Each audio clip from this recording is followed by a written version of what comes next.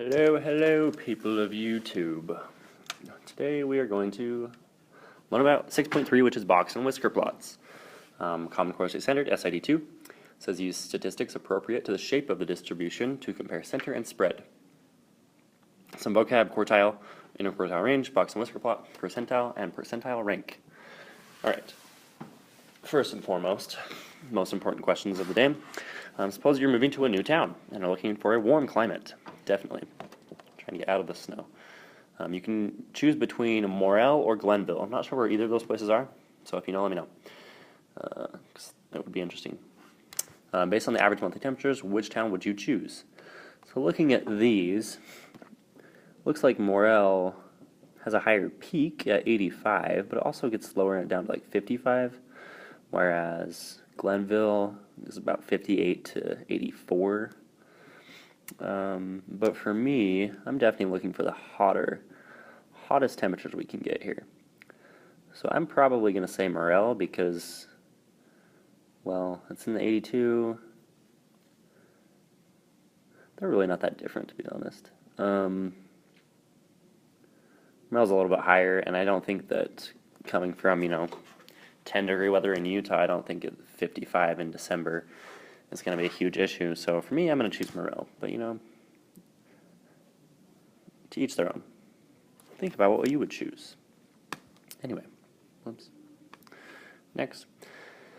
Okay, separating data into subsets is a useful way to summarize and compare data sets. So quartiles are like quarters. You split it into 4 equal parts. The median is also called the second quartile. It separates the data into 2 halves, an upper and a lower half. And the first quartile is the median of the lower half, while the third quartile is the median of the upper half. Okay, so the middle of the lower half is Q1, the middle of the upper half we say is Q3. The interquartile range is the difference between the third and the first quartile. So you just subtract the third quartile, subtract the first quartile. For a data set that has an odd number of values, you do not include the median. That's because the median is right on the number, so you wouldn't not include that in the first and the third when finding the first and third quartile. If it's even, it falls right in the middle, so then you would include everything to the left and everything to the right of the median. So let's see what I mean by that.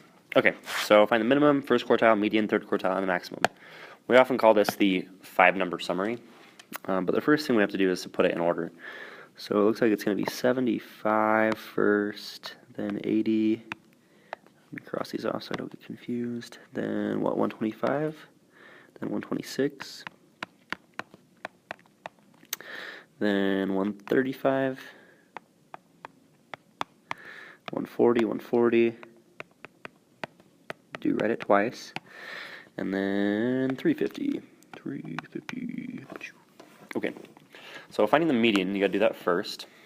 So I'm going to write what I need here. So my minimum, sometimes called Q0, but my minimum is 75. You can see that right off the bat. Q1 we will find, a median we will find, Q3 we will find, and then our maximum, I'm running out of room here, so I'll just come over here. Maximum is 350, that's the highest value.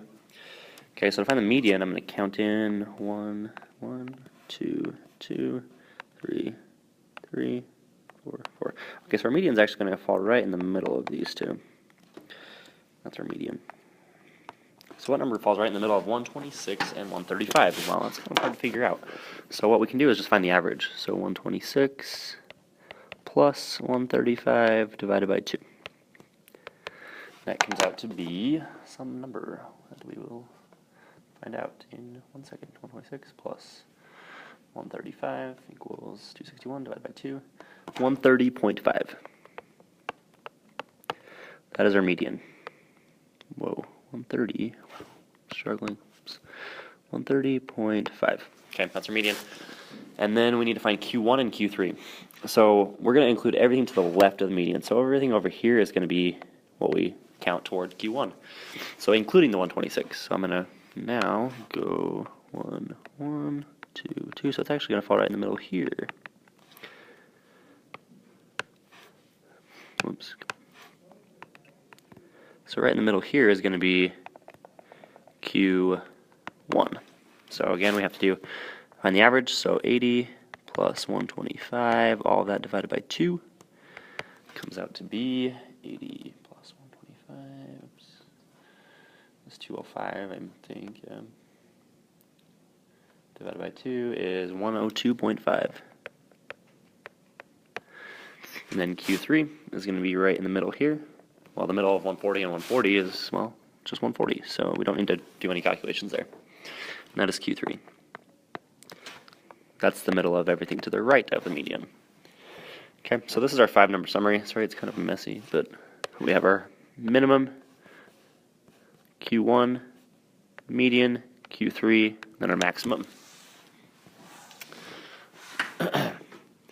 And then, does it ask for the IQ or the interquartile range? No, it doesn't. But if we wanted to find that interquartile range, we would just subtract these two here. Q3, subtract Q1. Okay. All right, so go ahead and pick one of these. You're finding the 5-number summary, which is those 5 numbers: minimum, first quartile, median, third quartile, and maximum. And we will come back and do this together. Pause this in 3, 2, 1, pause. All right, so this can be a little tedious just because you have to put them all in order first, and then you're just counting. So the first one I got my minimum of 60, Q1 is 75, median is 85, Q3 is 95, max is 105. So this one was actually not bad because it was an odd number, so all of the medians and the Q1s and Q3s, they all fell on specific numbers, so I didn't have to calculate the average of anything. Part B, I did have to calculate the average of the median because it fell right in here between 19 and 11. So that averaged out to be 15.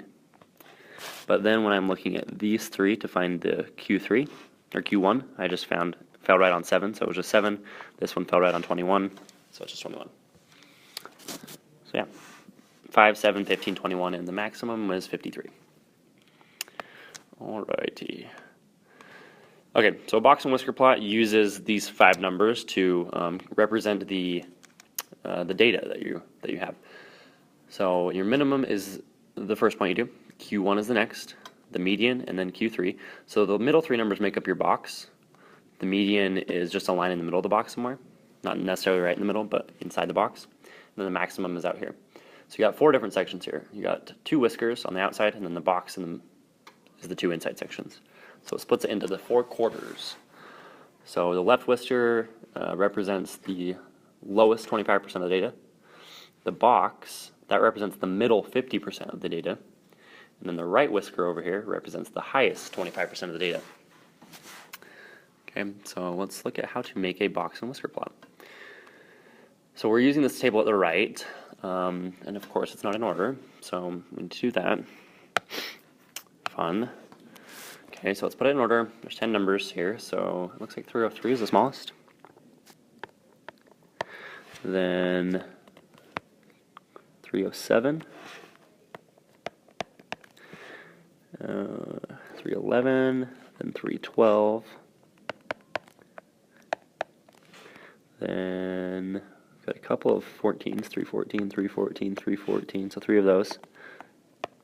1, 2, 3, and then 315, 316, 2 of those. And the last one is 321. Okay, so the first thing you need to do when you're making a box plot is to make the 5-number summary. So the minimum, Q1, median, Q3, maximum. Minimum and maximum are easiest to find because they're already there. So we have 303 for minimum, 321 for the maximum. Now we need to find the median. Okay, so I'm going to count. There's 10 numbers, so actually there's 11, right? 1, 2, 3, 4, 5, 6, 7, 8, 9, 10, 11. So that means there should be 5 on each side. So I'm just going to count to the 6th term. 1, 2, 3, 4, 5, 6. So my median should fall right here. That gives me 5 on the right side. 1, 2, 3, 4, 5. 5 on the left side. 1, 2, 3, 4, 5. Okay, so my median is 314. You could also just, count your way in if you need to do that as well. And then my Q1 is going to fall, let's see, 1, 1, 2, 2, right here, 311. And then my Q3 is going to fall in the middle of these, 2, 2, 2, here at 316. Okay, so the first thing is getting those numbers. Okay, next you want to make a number line. So your smallest needs to be at 303, which I'm just going to start at 300 to make it a little bit simpler. So we'll start at 300 here. And then let's just go up by fives. That looks like 310, but that's 300. So then 305, 310, 315, 320, 325. Okay, because we need to go up to 321. All right, then I'm going to put my 5 points on my number line, just above it actually. It's not right on it, but 303 is going to fall, somewhere about right here. 311 is just past here, so right there. 314 is almost to the 315 mark, so somewhere there-ish. 316 is right past that. Wow, okay, let's give it a little more space than that. And then 321 is here. Okay, so remember your middle three are going to make up the box. So I'm just going to put a box around, starting at the second point, ending at the fourth point. And so that's going to be my box. And that middle one inside there is going to be your median. So you put a line right down that. Then we extend our whiskers from the box to the outer points. So this is what your box and whisker plot should look like. And when your section is pretty small, like this area right here, that's telling you that 25% of your data is in between. It's not very spread out there. It's pretty compact. Okay, the more spread out it is, like this one is probably the longest section right here. That's saying that part of your data, the first 25% of your data, is more spread out than the third part of your data here. Okay, the middle 50% is pretty compact, I guess. Is that the word I'm using? Because the box isn't super wide. So the middle 50% is not so spread out. But that's what a box and whisker plot should look like, just based off your minimum, Q1, median, Q3, and the maximum. And it basically just tells you kind of the spread of each part of your data. Okay, it says use the box and whisker plot below. What do the interquartile ranges tell you about the average monthly rainfall of each city? Okay, so the interquartile range is just basically the length of the box. Okay, so obviously this box for Miami is a lot wider than the box for LA or New Orleans. And what that's saying is basically the middle 50% of your data is pretty spread out. It's pretty variable. So the middle 50% of the average monthly rainfall in Miami is pretty unpredictable compared to that of New Orleans. Okay, so the interquartile range kind of just tells you about the spread of the data, how variable it is, how consistent it is. Okay, so the smaller the box, the more consistent the data is, the less unexpected it is. Okay, if you look at this problem, it says, what do the medians tell you about the average monthly rainfall? So the rainfall in New Orleans, the median is higher, so it's right here, versus right here for Miami. That's telling you that 50% of your average monthly rainfall is below whatever this number is, 5.25-ish. But 50% of the rainfall in Miami is below about 4.5-ish inches. Okay, so there's, I'm not going to say typically more rainfall in New Orleans, but the lower 50% of your data for New Orleans is higher than the lower 50% for Miami. Okay, because if you notice, like, Miami does go clear to like almost 9 inches of rain, but that's because it's more variable. Like what I was talking about earlier. Okay. Looking at this one, it's talking about fuel efficiency. What do they tell you about the fuel efficiency for each type of vehicle? So for a car, it looks like it's pretty variable. It's spread out, especially when you get into these like hybrid cars, because some of them get up to like 50 miles per hour. Versus a truck, pretty consistent, but it's also pretty crappy gas mileage. So the high-end truck gets about 22, whereas that would only be like, 75% of your cars, right? So trucks pretty consistently get lower gas mileage than cars, is basically what that's telling us. Okay, and then the last thing we need to talk about is percentiles and percentile rank. So a percentile is kind of like a quartile, but it's split into 100 equal parts. Now, you don't have to go through and do 100 different medians or whatever. The percentile rank is the percentage of data values that are less than or equal to that value.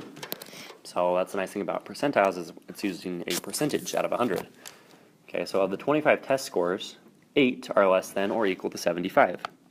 What is the percentile rank of 75? Well, review it up here. Percentile rank is the percentage of data values that are less than or equal to some value. So the percentile rank of 75 is what percent of the tests were below 75? Well, there were 8. So 8 out of 25, which is not 8%, that's going to be 32%, because it's 0.32. And then you got to move your decimal to the right twice. So your percentile rank for 75 would be 32%, because 32% of people score less than or equal to 75. Okay, and then let's do one more problem. It says of the 25 scores in problem 4, there are 15 scores that are less than or equal to 85. So what's the percentile rank of 85? Well, 15 out of 25 were less than or equal to 85. So that's going to be, what, like 60% or something? Yeah. 0.6, which is 60%. So the percentile rank would be 60, or 60%. Then it says, is it possible to have a percentile rank of 0? So that would be like saying 0% of the scores were less than this. So less than or equal. So yeah, if you pick like a really small number, like what's the percentile rank of 5? How many people got less than or equal to 5? Well, hopefully nobody. So that would be a percentile rank of 0. Okay, and that's all I have for today. So please do the video, and I will see you all tomorrow. Hopefully it will be a great Wednesday, or whatever day it is when you're watching this. Okay, adios, friends, amigos, and I'll see y'all on the flip side.